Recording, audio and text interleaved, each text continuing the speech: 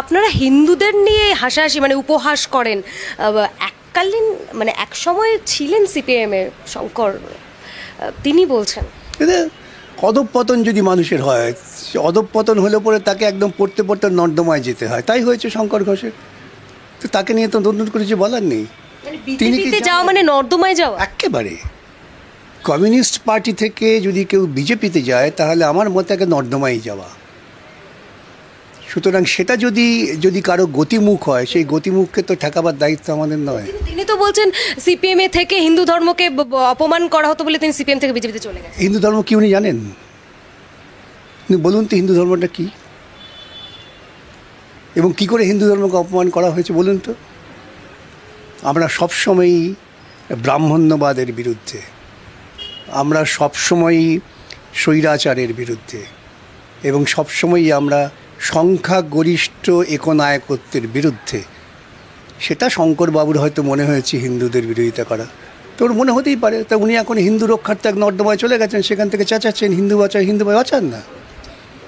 একটা বিষয়, এত ইস্যু আরজি কর থেকে শুরু করে চাকরি দুর্নীতি, শিক্ষায় দুর্নীতি, সেখানে বিধানসভার অন্দরে এবং বাইরে ধর্মীয় মেরুকরণের রাজনীতি নিয়ে আলোচনা, মানে মানুষের ক্ষতি হচ্ছে। শুনুন, গোটা দেশটা আজকে একটা প্রবল সংকটের মুখে আছে। ভারতবর্ষের অর্থনীতি টিকে থাকবে কি থাকবে না সেটা নির্ধারণ হচ্ছে মাস্ক এবং ট্রাম্পের ইচ্ছার ওপরে। আলোচনা হচ্ছে না। প্রধানমন্ত্রী বসে আছেন, আমাদের বিদেশমন্ত্রী বসে আছেন, সেই সময়ে ভারতবর্ষের নাগরিকদের হাতে হাত কড়া বেঁধে, পায়ে শেকল বেঁধে পাঠিয়ে দেওয়া হচ্ছে দেশে। একটা প্রতিবাদী কণ্ঠ নেই। পাশাপাশি ছোট্ট দেশ কলম্বিয়া, তার প্রেসিডেন্ট কিন্তু ট্রাম্পকে বলেছেন আমার নাগরিককে আমি বুঝব। মেক্সিকো, সেখানকার যিনি প্রেসিডেন্ট হয়েছেন, মহিলা প্রেসিডেন্ট, তিনিও ধমক দিয়েছেন ট্রাম্পকে। আর আমার দেশের প্রেসিডেন্ট এবং আমার দেশের প্রধানমন্ত্রী, সর্বোচ্চ ক্ষমতাধারী বিদেশমন্ত্রী, এরা সেখানে গিয়ে ট্রাম্পের কাছে অনুনয় ভিক্ষা করতে গিয়েছিলেন। এর থেকে বড় অপমান দেশের পক্ষে কিছু হতে পারে? আজকে শেয়ার মার্কেটে ধস, মানুষের জমিয়ে রাখা গরিব মানুষের পয়সা, পেনশনারদের পয়সা উধাও হয়ে যাচ্ছে। আর তখন প্রধানমন্ত্রী তিনি গিয়ে আম্বানির সাজানো চিড়িয়াখানায় সিংহের সঙ্গে বাক্যালাপ করছেন। এই যে দেশের এই ব্যাপক সংকট, এই সংকট থেকে মানুষকে ভুলিয়ে রাখবার জন্য সবচেয়ে বড় সুরসুরির জায়গা হচ্ছে ধর্ম। ঠিক এই কাজটাই ব্রিটিশরা করেছিল। যখন ব্রিটিশ সাম্রাজ্যবাদের বিরুদ্ধে মহাবিদ্রোহ শুরু হলো, সিপাহী বিদ্রোহ থেকে শুরু করে টানা যে সংগ্রাম হয়েছে, সেই সমস্ত সংগ্রামকে ব্রিটিশরা বারবার পর্যুদস্ত করেছেন হিন্দু মুসলমান করে, এবং তারাই জন্ম দিয়েছেন আরএসএস এবং মুসলিম লীগের। তারই অভ্যর্থ পরিণতি দেশভাগ। সুতরাং আজকে আমি বলি তো, অস্পষ্ট অভিযোগ, এই দেশের সংকটময় মুহূর্তে যারা ধর্ম করছেন তারা দেশদ্রোহী, তারা দেশের বিভাজন চান। আচ্ছা, একদমই ব্রিটিশ আমলের কথা আপনি বললেন। এই ব্রিটিশদের বিরুদ্ধে আন্দোলনে বাংলার তো ভূমিকা খুব গুরুত্বপূর্ণ ছিল। আজকেও যে ধর্মনিরপেক্ষতার কথা আপনারা বলেন, আজকেও বাংলা থেকে আরও একজন ধর্মনিরপেক্ষতার কথা বলছেন, মমতা ব্যানার্জি বলছেন যে এইভাবে নির্দিষ্ট কোনো ধর্মকে অপমান করা ঠিক না। একবারে বিধানসভায় দাঁড়িয়েই তিনি বলছেন যে রমজানের মাসকে বেছে নেওয়া হচ্ছে আক্রমণ করার জন্য মুসলিমদের। তো যেখানে মুখ্যমন্ত্রী অলরেডি ধর্মনিরপেক্ষতার কথা বলছেন, কাউন্টার করছে বিজেপিকে, সিপিএমের কথা মানুষ শুনবে? মানে কেনই বা শুনবে? আমরা ছেলেবেলা থেকে একটা জিনিস শিখেছি, কে কি বলছে তা দিয়ে বিচার করে না, কে কি করছে তা দিয়ে বিচার করে। মুখে মুখে তো আমরা প্রতিদিন অনেক কিছু করতে পারি, কিন্তু কাজে কি করছে এই আজকে পশ্চিমবঙ্গের মুখ্যমন্ত্রী তিনি পরিকল্পিতভাবে ধর্মীয় বিভাজনের রাজনীতিকে লালন পালন করছেন, এবং লালন পালন করছেন বলে এটা মুখোশ রাখবার জন্য তাকে বলতে হচ্ছে যে না আমি সব ধর্মকেই চাই। সব ধর্মকে চাই মানে এটা কি? রাষ্ট্র কোনো ধর্মের সঙ্গেই থাকবে না, সব ধর্ম কেন? এটাই তো হচ্ছে পৃষ্ঠপোষণা। সব ধর্ম বলেই সংখ্যাগরিষ্ঠ ধর্ম তারা অনেক বেশি সুযোগ পাবে, লঘু ধর্ম পাবে না, সে খ্রিস্টান হোক, ইসলাম হোক, বুদ্ধ হোক, জৈন হোক। তো রাষ্ট্র ধর্মনিরপেক্ষতা মনে হচ্ছে রাষ্ট্রের সঙ্গে ধর্মের কোনো সম্পর্ক নেই। রাষ্ট্রের দায়িত্ব কি? কোনো ব্যক্তি যদি ধর্ম আচরণ করে সেই ধর্ম আচরণকে রক্ষা করতে হবে। আজকে রাষ্ট্র উল্টো কাজ করছে। যে কাজ যোগী করছে, মোদি করছে, অমিত শাহ করছে, সেই কাজই মমতা করছে এই রাজ্যে। কাজ দিয়ে দেখুন, কথা দিয়ে নয়।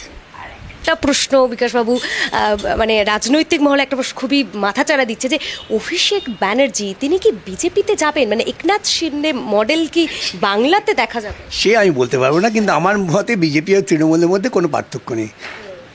যা পার্থক্য হচ্ছে এটা পর্দার পার্থক্য, বা আমি বলি শ্বশুর বাড়ি বাপের বাড়ির পার্থক্য, আর সেটা কোনো পার্থক্য। চার্জশিটে যে একটা জনৈক অভিষেক ব্যানার্জির নাম, সে থেকেই অনেকে বলছে যে আমন্ত্রণ পত্র আসলে। না, সে কে কী বলছেন, অন্য কী বলছেন তা নিয়ে আমি মন্তব্য করি না, আমি আমার কথা বলতে পারি। আমার কাছে পরিষ্কার বক্তব্য হচ্ছে বৃহত্তর রাজনৈতিক ক্ষেত্রে তৃণমূল বিজেপির কোনো মৌলিক পার্থক্য নেই। যে বিরোধটা দেখেন, এই বিরোধটা হচ্ছে যাত্রা মঞ্চের বিরোধ, এছাড়া আর কিছু না। কিন্তু একটা কথা তো মানবেন যে ইস্যু তৈরি করার ক্ষেত্রে কোথাও গিয়ে এখন প্রধান বিরোধী দল যেটা অনেকটাই সার্থক হয়েছে। আজকে সত্যিই তো এই ধর্মীয় মেরুকরণ নিয়েই তো আলোচনা হচ্ছে সর্বৈবভাবে। চিরকালই মানুষের সবচেয়ে দুর্বল জায়গা হচ্ছে ধর্ম। অধিকাংশ মানুষ ধর্ম কি জানেন না, তাকে ধর্ম হিসেবে চাপিয়ে দেওয়া হয়, শেখানো হয়, ভয় দেখানো হয়। ধর্মীয় এই মনুষ্য শাসন না মানলে পরে তোমার পরজন্মে ক্ষতি হবে, কী পরজন্ম কেউ জানেন না। এ ব্যাপারে আমি একটা খুব সুন্দর উদাহরণ দিতে পারি। সুনীল গঙ্গোপাধ্যায় বলেছিলেন যে আমি স্বর্গে যেতে চাই না, কেন? স্বর্গে কোনো লাইব্রেরি নেই। স্বর্গের বিবরণে উর্বশী আছে, সুন্দরী আছে, ভালো খাওয়া দাওয়া আছে, ভালো কিছু আছে, কিন্তু লাইব্রেরি আছে আমি শুনিনি, অর্থাৎ যেখানে জ্ঞান চর্চা হয় না। কিন্তু পরলোক বলে কিছু নেই, ওখানে জ্ঞান চর্চা হয় না। জ্ঞান চর্চার জায়গা এইটা, এবং জ্ঞান চর্চা যারা করেন তাদের বিরুদ্ধে সবসময় ধর্মীয় মৌলবাদীরা, সে মোদি হোক, মমতা হোক, কিংবা ইসলামপন্থী যে কোনো কেউ হোক। কীভাবে মোকাবিলা করবে বামেরা? শেষ প্রশ্ন। পরিষ্কার, এতে আমাদের যুক্তিতর্ক বিজ্ঞান ভিত্তিক। আপাত দৃষ্টিতে মনে হতে পারে যে আমরা ভুল। পৃথিবীর ইতিহাসে দেখা গেছে যারা বৈজ্ঞানিক সত্য কথা বলেন, সময়কালীন হিসেবে তারা চিরকালই ভর্ৎসিত হয়েছেন, খুন হয়েছেন, কত উদাহরণ দেব, কিন্তু শেষ পর্যন্ত সেই বক্তব্যই গৃহীত হয়েছে। আমি সেই জন্যই বলি যে ধর্ম দিয়ে বেশি দিন সুরসুরি দিয়ে বাঁচিয়ে রাখা যায় না। মানুষের আসল ধর্ম যখন পেটের খিদে, বেকারিত্ব, শিক্ষা, এই বিষয়ে মানুষের চেতনা বাড়বে, তখন সব ধর্মের ধ্বজা উড়ে যাবে, একমাত্র বামপন্থার ধ্বজাই থাকবে। বামপন্থীদের তো অগণতান্ত্রিক, দেশদ্রোহী বলে আক্রমণ করছে। খুব ভালো তো, আমরা তো বলতে চাই যে আমরা দেশদ্রোহী না ওরা দেশদ্রোহী। আমি তো বলছি ওরা দেশদ্রোহী, ওটা পাল্টা দিন। আমার পোস্টে বলেছি দেশের প্রধানমন্ত্রী সবচেয়ে বড় দেশদ্রোহী। যে প্রধানমন্ত্রী নীরবে থাকেন, তার দেশের মানুষকে যখন বিদেশ থেকে খাঁচাবন্দি করে পাঠিয়ে দেওয়া হয়, একটা প্রতিবাদ করেন না, এটা দেশদ্রোহিতার লক্ষণ, দেশপ্রেমের লক্ষণ না।